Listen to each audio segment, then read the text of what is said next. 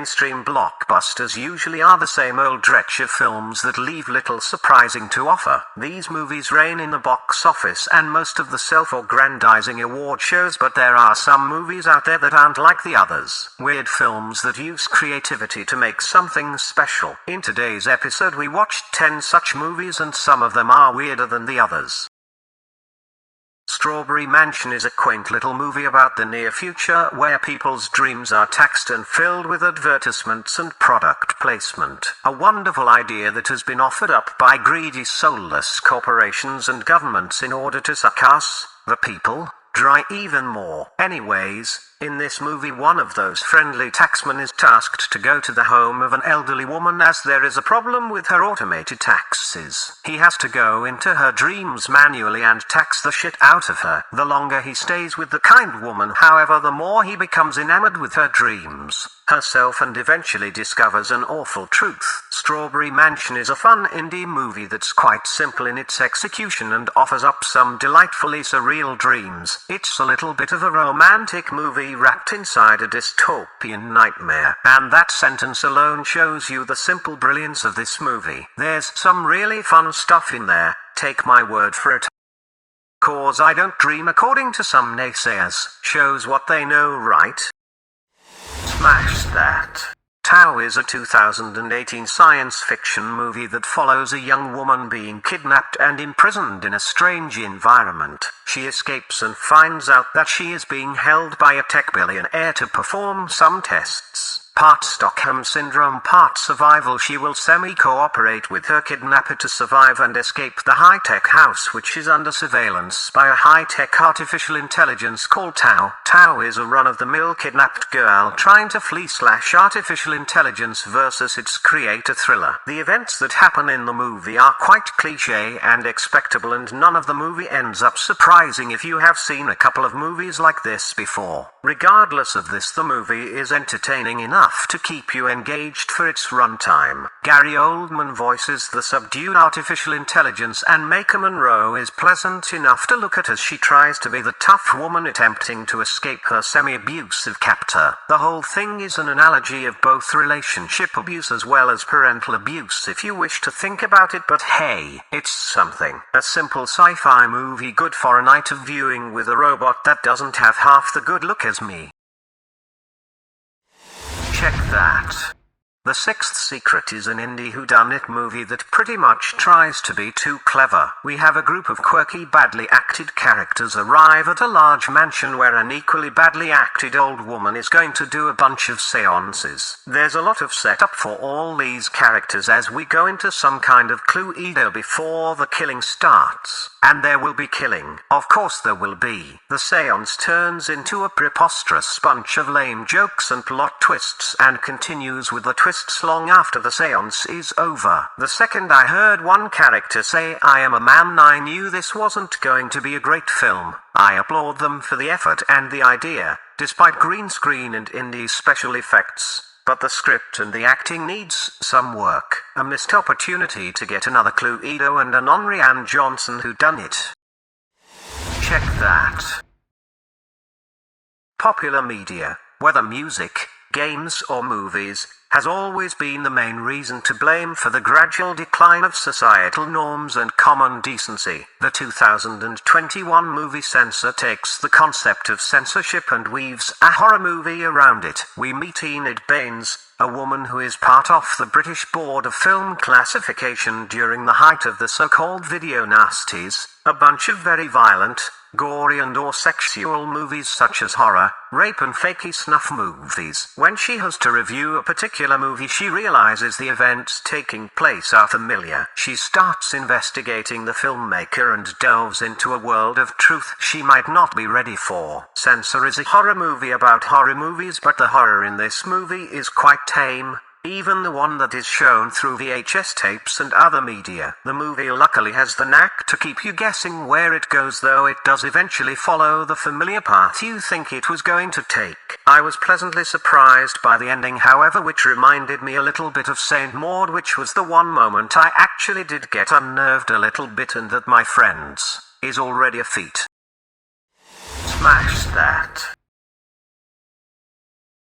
A Strange Man. played by charismatic Dan Stevens from the excellent series Legion, visits the family of a fallen friend he served with in the army. He befriends the parents and siblings for being pretty much a nice guy who is a badass and a stud muffin, and is quickly accepted into the family. Soon things around the man start to become more violent, however, and people start to realize an awful truth. And then shit hits the fan. The Guest is an okay thriller with some decent action and a fairly unbelievable course of events. Accepting a stranger that quickly, for example, I don't know, having Lance Reddick playing the same tired old character he always plays in every single fucking thing I have ever seen him in doesn't help either. Overall, The Guest doesn't overstay its welcome, although the ending is a little bit eye-rolling, like a guest going home at the right time and turning around, only to say, "I'll see you tomorrow." No you won't, motherfucker. No you won't.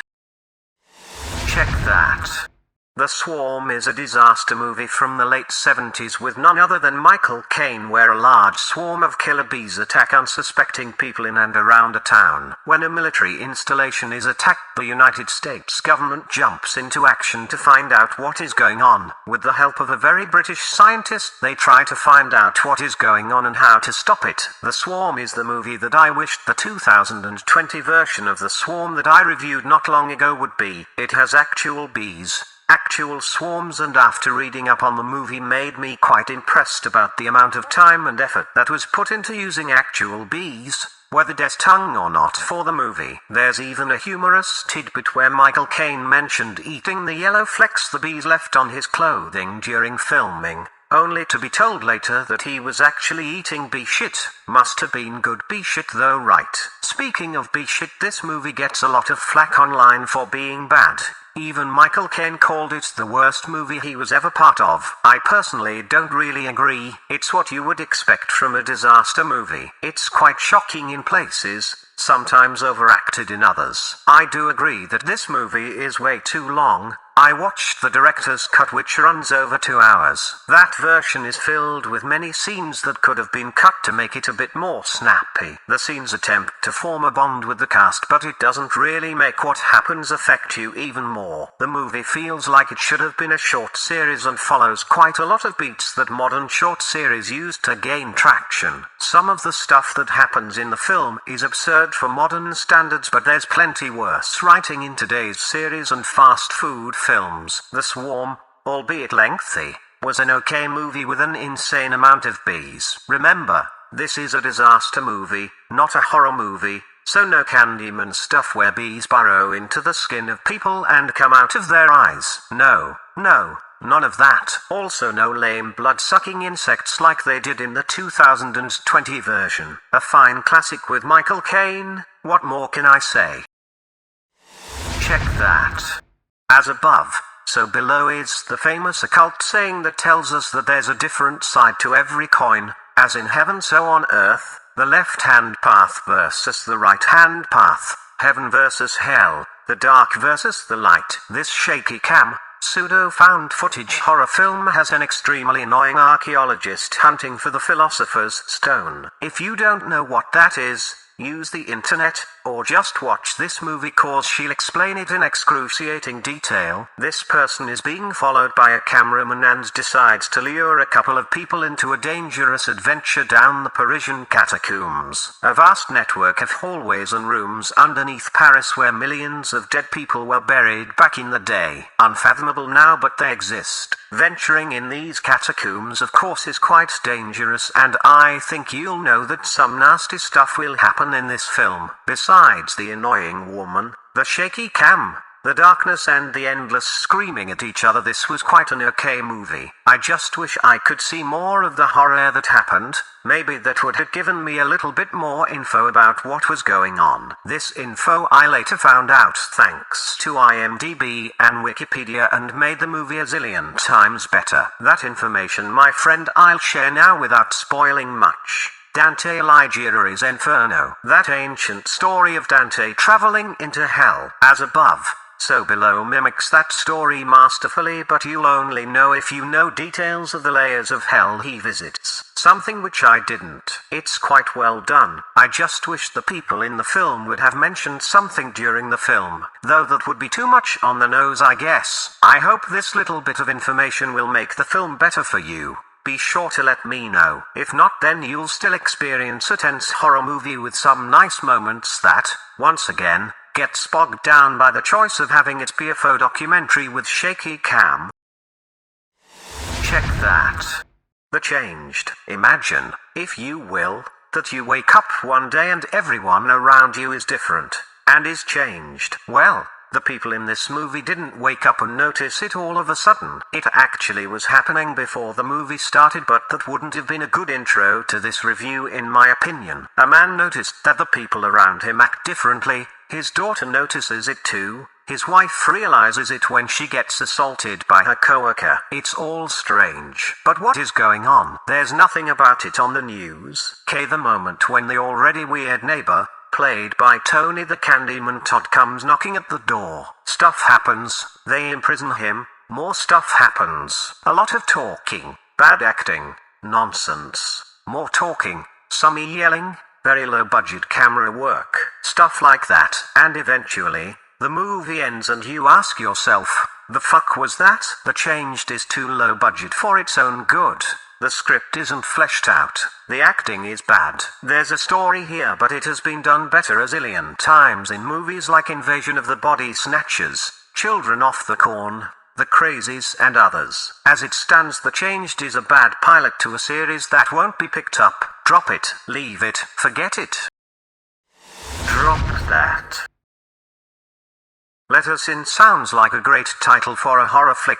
Sounds almost like Let the Right One In or Get Out. The premise is simple. A bunch of weird kids dressed in black with black glasses knock on your door and creepily ask you to let them in. Will you let them in? I wouldn't. They didn't even say please. Needless to say that these kids don't have the best intentions for the people they ask this. A couple of kids, however, escape from their clutches and decide to hunt those little buggers down with the help of the police and other friends. Let Us In sounds like a serious and mature movie, but alas, this is very much a movie for children. It features kids, has a very low horror feel, and is painfully basic in plot, acting, effects and direction. This feels similar to Goosebumps or Nickelodeon Halloween films and series, and is quite boring for the adult horror viewer. For kids, however, I think this would work. There's some humor in there I think preteens would enjoy. Some light romancing that doesn't go anywhere, and enough possible scares to bring the unexperienced into the horror genre. Where they miss, however, is by combining it with science fiction and aliens, making an already borderline bad film actually go into the realm of pretty sucky. But again,